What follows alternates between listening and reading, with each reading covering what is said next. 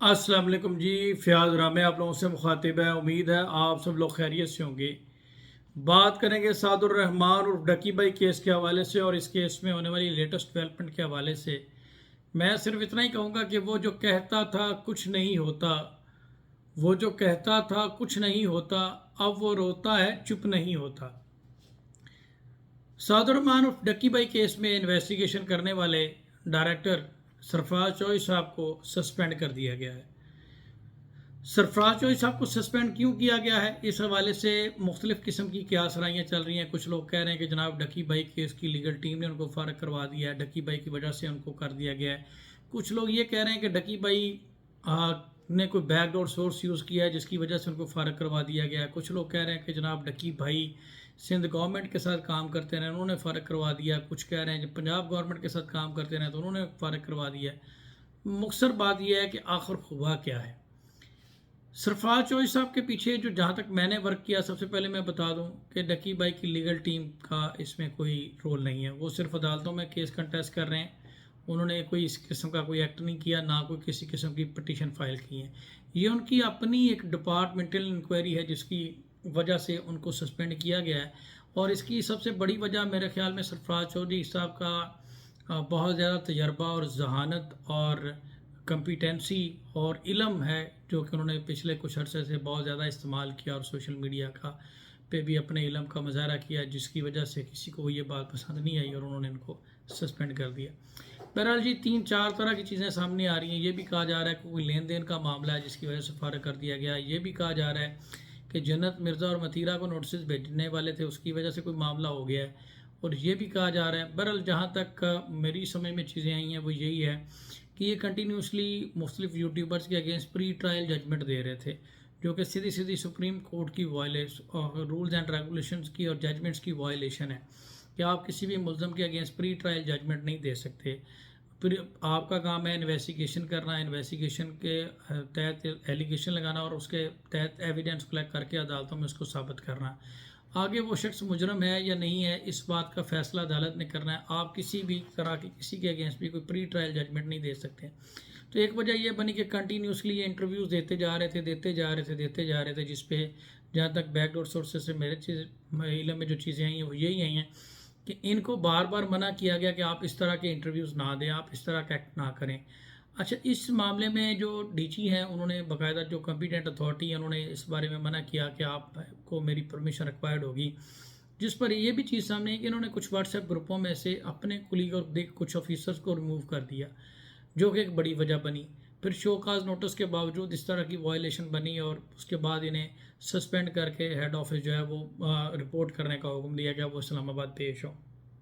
बहरहाल इसमें मैं सिर्फ यही कहूँगा कि सरफराज चौधरी साहब की मसली से एक बात तो क्लियर होगी कि डक्की के साथ नाइंसाफ़ी हुई है और उससे अगेंस्ट दी लॉ जाके जो है वो ट्रीट किया गया है। अभी आप देखें कि डक्की की रिहाई की अगर बात की जाए तो अब 34 दिन हो गए वो बिहाइंड द बार है। वो भी एक ऐसे केस में जिसके हवाले से किसी किस्म का कोई उसमें लॉ नहीं है, किसी किस्म का अगर आपने फ्रॉड के एलिगेशन लगाए हैं, फ्रॉड का कोई आपके पास विक्टिम सामने नहीं ला सके, आप कोई कंप्लेंट सामने नहीं ला सके, तो ये सारा का सारा केस हवा में लटक रहा है। 22 दिन का रिमांड।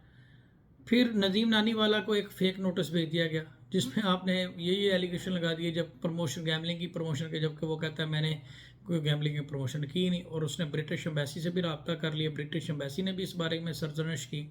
तो ये बहुत सारे सोर्सेज हैं जो सरफराज चौधरी साहब की मुअत्तली की वजह बने हैं। मेन चीज़ यही है कि ऑफिसर्स की, सीनियर ऑफिसर्स की बात ना मानना, सीनियर ऑफिसर्स की हदायत पर अमल ना करना, सीनियर ऑफिसर्स के अहकामात को बार बार जुटलाना और कानूनी जो लिमिट्स होती हैं, लीगल जो लिमिट्स होती हैं, उससे बियॉन्ड जाकर, उससे बाहर जाकर प्री ट्रायल जजमेंट से ना कंटिन्यूसली इंटरव्यूज़ करना और अपने उससे बाहर जाकर, अपनी डोमेन से बाहर जाकर एक्ट करना, जो कि उनकी सस्पेंशन की बड़ी वजह बनी। अब इसमें मैं सिर्फ और बीइंग रिस्पॉन्सिबल ऑफिसर खुद इस तरह के एक्ट करना जो कि क्राइम के ज़ुमरे में आते हैं, तो ये उनकी सस्पेंशन की बड़ी वजह बनी। अब बहुत सारे लोग डकी भाई के रिहाई के हवाले से बात कर रहे हैं कि इससे रिहाई पे क्या इम्पैक्ट पड़ेगा। देखें, हमारे जो जुडिशल सिस्टम में मंडे वाले दिन उनकी बेल है और जहाँ पे उनकी अदालत में बेल लगी है, हमारे जुडिशल सिस्टम में ये सबसे छोटी अदालत है, ठीक है। और यहाँ से मैंने पहले भी आपको बताया था कि बेल का चांस कम है, इसके लिए हमें अपर फोर्म से रजू करना पड़ेगा اور انشاءاللہ with the passage of time جو ہے وہ ساری کی ساری یہ ایف آئی آر خارج بھی ہوں گی اور یہ انویسٹیگیشن آفیسر وہاں پہ ایویڈنس پیش نہیں کر سکیں گے اور یہ ساری کی سارے بری طرح سے ان کی انویسٹیگیشن وہاں پہ ایکسپوز ہوگی اور یہ سارے کے سارے فلاپ ہوں گے اور یہ سارے کے سارے جتنے اکاؤنٹس انہوں نے فریز کیے ہیں وہ بھی سارے کے سارے انفریز ہوں گے.